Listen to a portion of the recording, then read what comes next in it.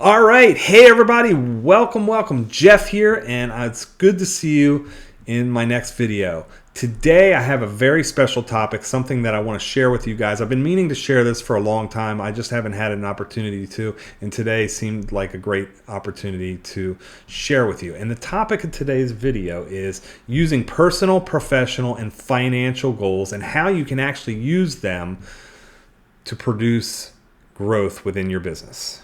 Okay. Now, for years, I've actually practiced many different ways of goal setting within my life in many different levels, in my health, in my business, in my finances, various areas. And over time, I've actually perfected the process that helps me to hit my targets, that works best for me. Okay. And if you don't have the proper system in place, I find that most people don't know how to set and achieve their goals. Okay. And that being said, if they don't know how to achieve their personal goals, they definitely don't know how to apply a system within their business to follow. Okay. So in this video, I'm going to teach you the way that I have implemented goal setting within my agency to ensure growth for the business as well as its team members. Okay. So let's get it right into it. This goal setting process that I'm going to teach you here today, it's a 5-step process. Okay, there's 5 different steps that you must follow in order to achieve your goals. Now, I actually have this process broken down into an actual form that we actually go through with every one of our employees. We follow this process. We meet with them once a month, and we actually review things and we set them up for success. And I found that if by meeting with team members once a month, you're able to kind of keep them on track to what they said they're going to do and what they want to do, and you can hold them accountable essentially. So let's dive right in. So the first step in this 5-step goal setting process is creating an action statement. Okay, I have everybody, and I do this for myself too, describe their specific action statement of how they will actually provide results that help the company's growth. Okay, so let me give you a quick example, and I actually will use an easy one. I'll use a salesperson's example for you. Okay, I have salespeople set their action statement, and this is one that I received from a sales guy recently. I will help to grow our client base by acquiring 4 new clients per month. That's it. One sentence. Keep the statement as simple as possible so others can understand it, right? I'll read it to you again. I will help to grow our client base by acquiring 4 new clients per month. That's the action statement.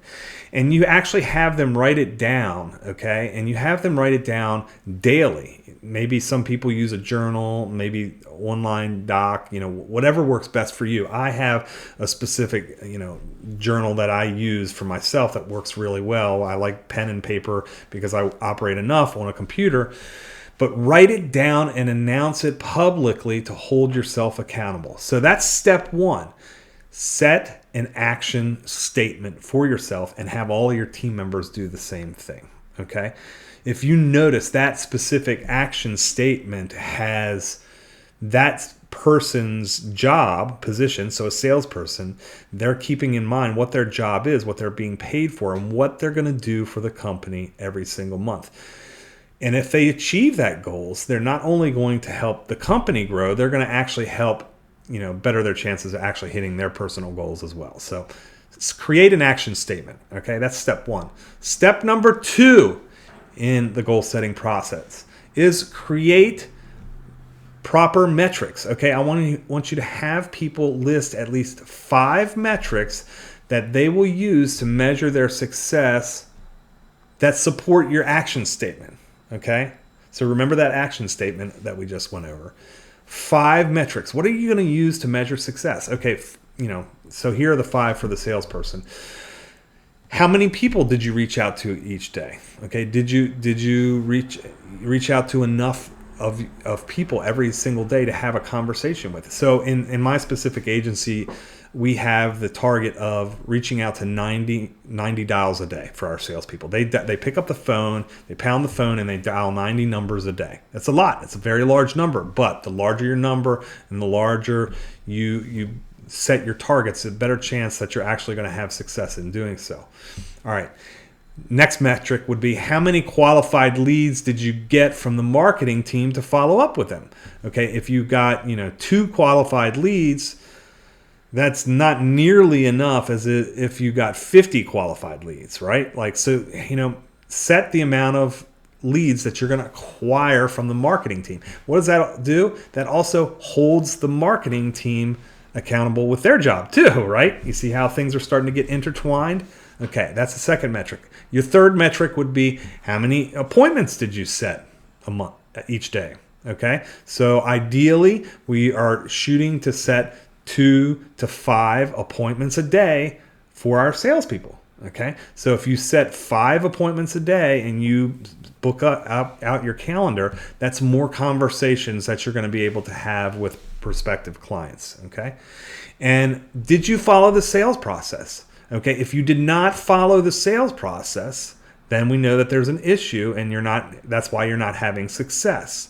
So follow the sales process. So those are your 5 metrics that you can set for yourself if you're in with a sales position. Obviously, if you're on the marketing team or the content team or the web team, those are all examples of my teams.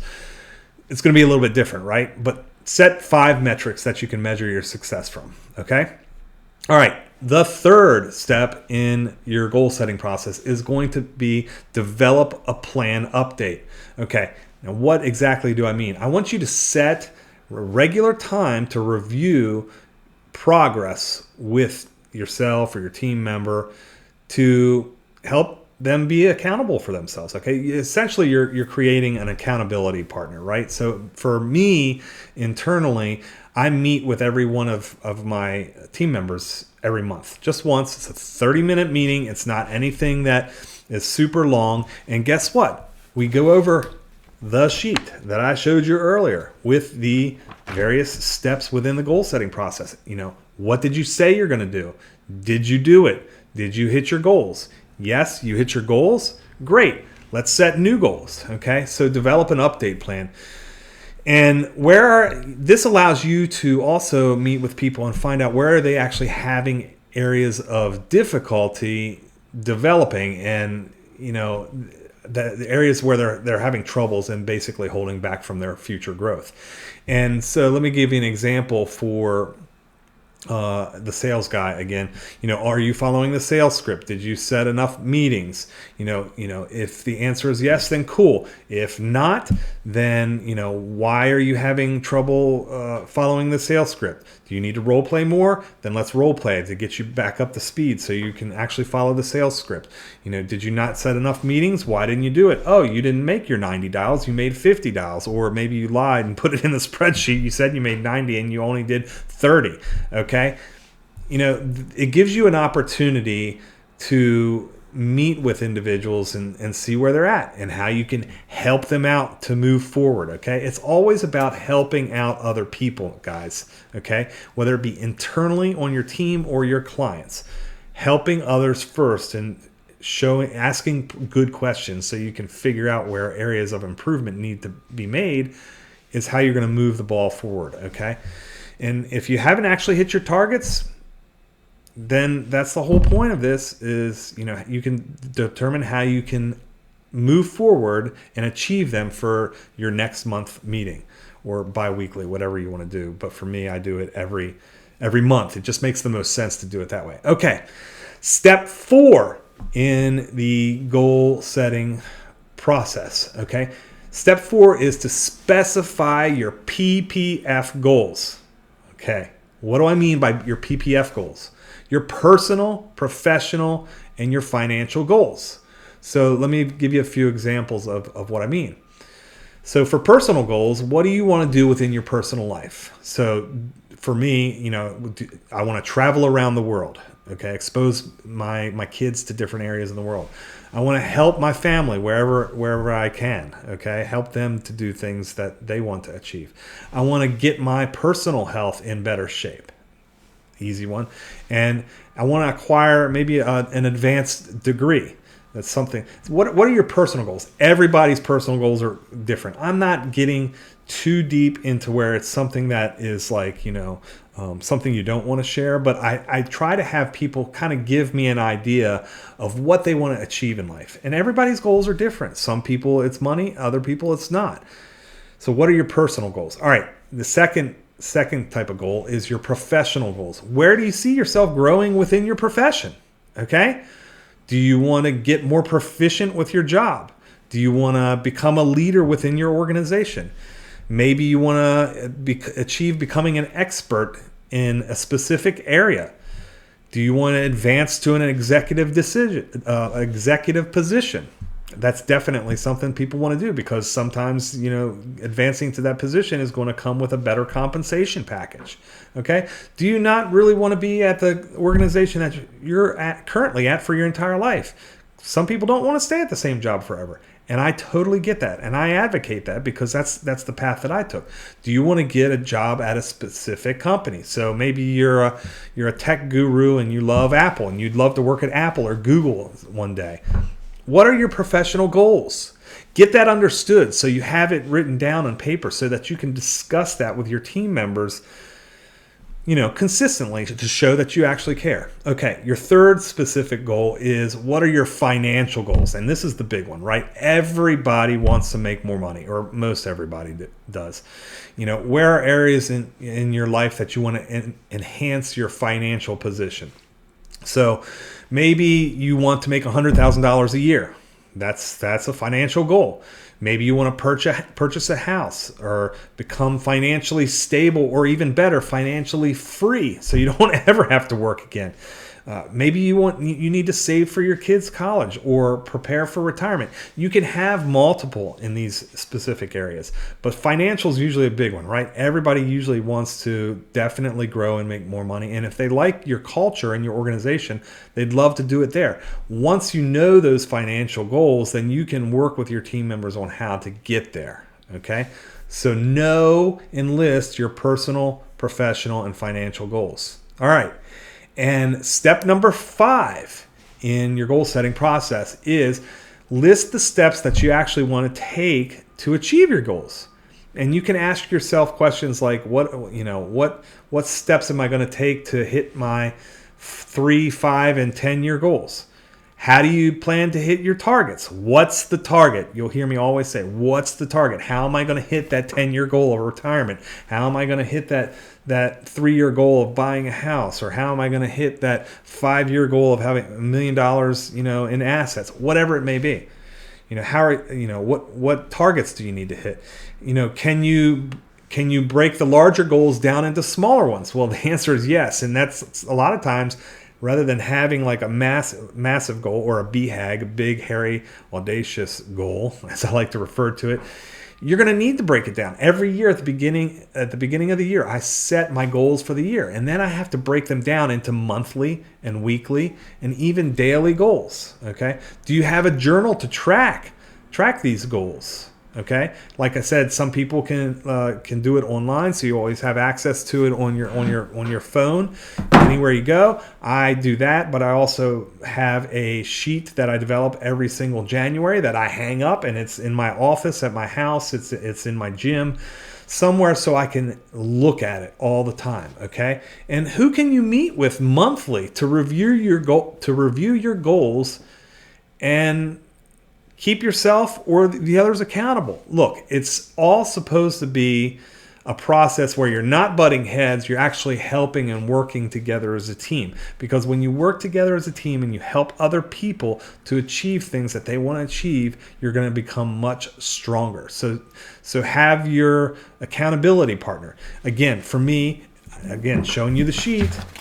This is the sheet that I go over with my team members every single month on what they said they were going to. Oh, you said your action statement is this thing, and you were going to do this stuff by the next time we met. You didn't do that. Okay, so why are we even talking right now? So, where are you having, difficulties? When you meet with your accountability partner, then you can work with them to help solve problems in areas where maybe they're actually struggling. So that's the process, guys. When you follow this process with yourself, you will begin to see positive changes within your life. I 100% guarantee it. That's the reason why I'm at where I'm at today, why I was able to go from a broke graphic designer to a successful agency owner and able to support my family. And once you're able to achieve your goals through this process, you can reset them once you achieve them. Okay, every single year you're going to have to reset your goals. I've bought the house. Now the next thing is to buy a house in Florida or whatever it may be. You'll need to reset them. And again, at my agency, I meet with my team members one-on-one every single month, and we go over the goal setting process for each individual to see, where I can help them out. And this allows me to understand everyone's goals a little bit better and see how we can actually get them to where they want to go. And when you align people's PPF goals, remember your PPF goals, with the company's goals, you do two things. You're able to give them a path to achieve the things that they said they wanted to achieve as fast as possible within your organization. Okay? You give them a path. You understand Johnny wants to make $70,000 a year and he's only making $40,000 a year. Well, guess what? Now your responsibility as a leader is to give them a path to get there and help them get there. And when you do that, you've got success within your organization. And then the second thing it does for is you can more easily ensure the growth of your business as well as hitting your personal goals as well. Right, guys? So it's all about helping the other person first, as opposed to just focusing on yourself. All right, guys, that's it. That's all I have for you in this specific video. In this video, you learn how you can actually implement a proper goal setting process into your company culture to ensure growth for your business, its team members, and yourself. That's all I have for you today. We'll see you in the next video. Have a great day.